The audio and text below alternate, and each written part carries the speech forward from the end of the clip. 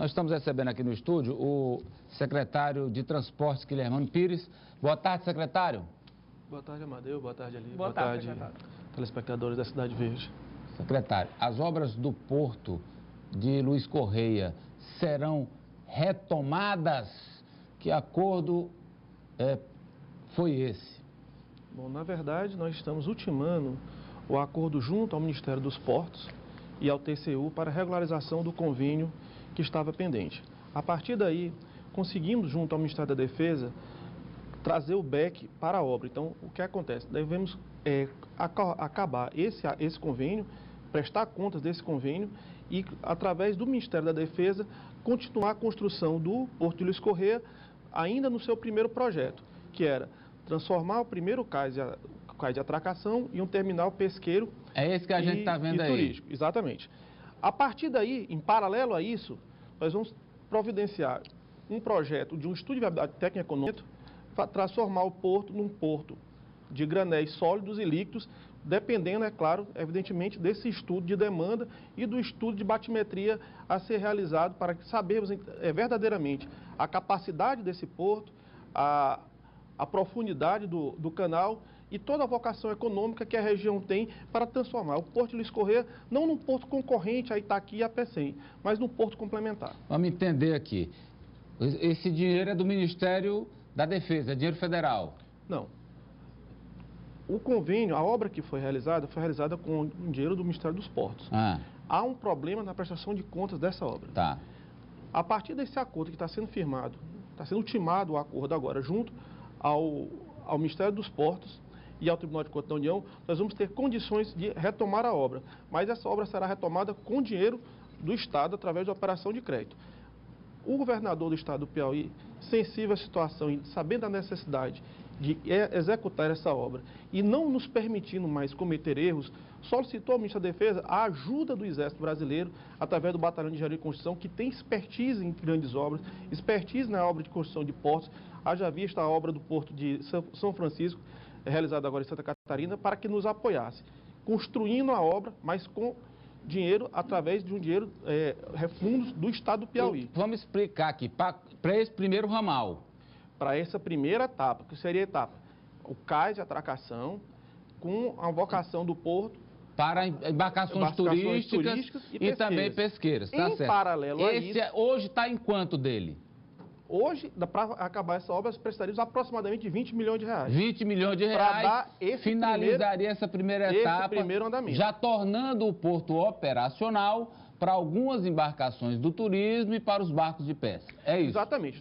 Teríamos o porto operacional para esse tipo de embarcação, com essa vocação. Com 20 milhões? Com esses 20 milhões, aproximadamente dinheiro 20 milhões. Que o Piauí está buscando através de empréstimos. Através de empréstimo. Em paralelo a isso, nós caminharemos com um projeto, um estudo de viabilidade técnica e econômica e um estudo também de batimetria, um estudo mais aprofundado do regime de marés, para saber a verdadeira vocação do Porto de Luiz Correia, a sua capacidade para que esse porto seja um porto complementar às cargas de Itaqui e de Pecém.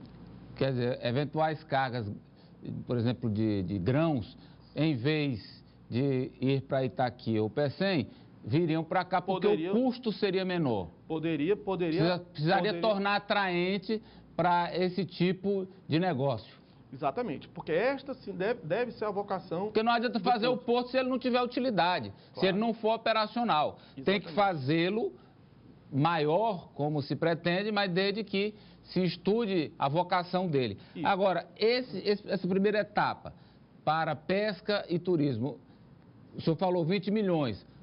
Qual é o tempo que levaria para concluir e quando as obras serão reiniciadas? Essa primeira etapa é isso que nós estamos discutindo hoje com o Ministério da Defesa, com o BEC, para sabermos, primeiro, um projeto de cálculo estrutural para aproveitar as estruturas que existem hoje, feitas lá no Porto de Luiz Correia, e o projeto arquitetônico para toda aquela região, a retroárea e também a área do Porto. A partir daí, esse projeto aprovado no Ministério da Defesa é que nós começaremos, o Exército Brasileiro começará as obras. Mas tudo isso ainda tem um pequeno espaço de tempo, porque existem questão de projetos que têm que ser analisados, e após isso aí, com a obra sendo executada, nós faremos o estudo de viabilidade e um estudo de estrutura maior para conseguirmos a ampliação do porto. Mas essa primeira etapa, me diga, uma vez as obras sendo reiniciadas, em quanto tempo elas poderiam ser concluídas? Isso que vai dizer é o projeto que a gente está caminhando com o Ministério da Defesa. Acreditamos que uma obra dessa, como é uma obra não tão grande, uma obra de pequena monta, nós consigamos fazer isso em até 2 anos. Deixando claro também que é importante que o Porto de Luiz Corrêa funcione, que ele se torne um porto organizado, porque existem várias linhas de crédito para dragagem, linha de crédito para melhoria de equipamentos, que só estão disponíveis para portos em funcionamento, que infelizmente não é o caso do nosso porto hoje. Secretário, os telespectadores aqui perguntando quando é que vão poder usar a ponte do meio. Nós acreditamos que até o dia 8, ela já deve estar com a primeira parte asfaltada, sendo liberado o tráfego para a ponte do meio e a interdição da ponte JK no sentido centro-leste, para que seja feita a recomposição dos taludes, o alargamento e o reforço da estrutura. E o Rodoanel? Olha, o Rodoanel hoje ele se encontra, as obras estão em andamento, nós ainda estamos com o prazo do cronograma para final de junho, começo de julho do ano que vem, as obras estão bem adiantadas e esperamos até o final do ano já fazer o içamento dos viadutos, da 343 a 316. Na semana passada foi feita a colocação do viaduto ferroviário, que é o viaduto da parte do Rodoanel que passa o trem. A ponte já está pronta, só falta uma pequena parte ainda do encontro e da laje de aproximação, e todo o movimento de terra deve estar praticamente já finalizado. Então as obras estão em pleno andamento e esperamos que nós consigamos cumprir o prazo de final de junho do ano que vem e começo de julho. Junho, julho do ano que vem. Isso. Possibilidade de o Rodoanel ir para o Maranhão?